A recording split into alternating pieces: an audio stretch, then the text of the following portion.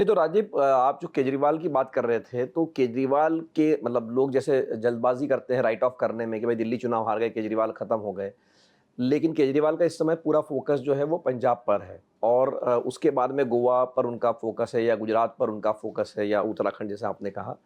तो आपको लगता है कि केजरीवाल वापसी कर सकते हैं या बाउंस बैक जिसको कहें, जो कि मान लीजिए उनकी स्थिति 5 साल पहले थी, वो अब उनको लग रहा है क्योंकि अभी भी दिल्ली वगैरह में तो चुनाव नहीं है, तो अब उनके पास कितना मौका है? क्योंकि जो भ्रष्टाचार के खिलाफ वो लड़ते थे, वो भ्रष्टाचार का ही आरोप लगाकर एक तरह से उनको खत्म करने की कोशिश की गई थी।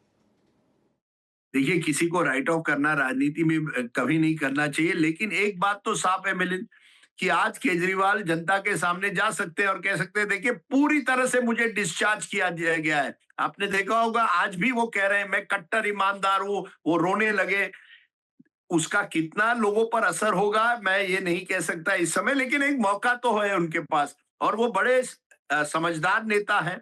वो जानते हैं किस तरह से राजनीति करनी है, क्या कब क्या कहना है। उनकी इलेक्शन स्ट्रेटेजी भी ठीक ठाक रहती है। तो अब उनको मौका है। एक, पंजाब में उनकी सरकार है, वो पूरी कोशिश करेंगे पंजाब में एक बार फिर सरकार आए। गुजरात में वो ऑपोजिशन स्पेस को ढूंढ रहे हैं। गुजरात एक ऐसा राज्य है, अगले साल नवंबर में चुनाव है। वहां देखना पड़ेगा कि केजरीवाल कितना ग्रो कर पाते हैं। क्योंकि गुजरात में जब केजरीवाल 4 साल पहले 2022 के चुनाव में जब वहां गए थे, तब मुझे लगा कि केजरीवाल एक तरह से नरेंद्र मोदी जी को सीधी टक्कर दे रहे हैं। अपने अपने किले में जाकर, गुजरात के किले में जाकर उनको टक्कर दे रहे हैं। तो कोशिश करेंगे। गोवा बड़ा इंटरेस्टिंग है, छोटा राज्य है। वहां आप कह सकते हैं कि केजरीवाल जितना भी प्रभाव ला पाए, कांग्रेस को उसका नुकसान होता है क्योंकि एंटी इनकम्बेंसी है वहां। लेकिन वो वोट एक तरह से कट जाता है। उत्तराखंड में भी वही हो सकता है। So I think Kejriwal is at the moment, उनको पहले पंजाब पर फोकस करके अपनी एक तो सरकार लानी पड़ेगी। ये उनके लिए सबसे बड़ी चुनौती है। ये कहना कि क्योंकि आज इस समय कोर्ट वर्डिक्ट उनके पक्ष में आ गया, इसका मतलब है केजरीवाल का पूरी तरह से रिवाइवल हुआ है, ये कहना गलत होगा।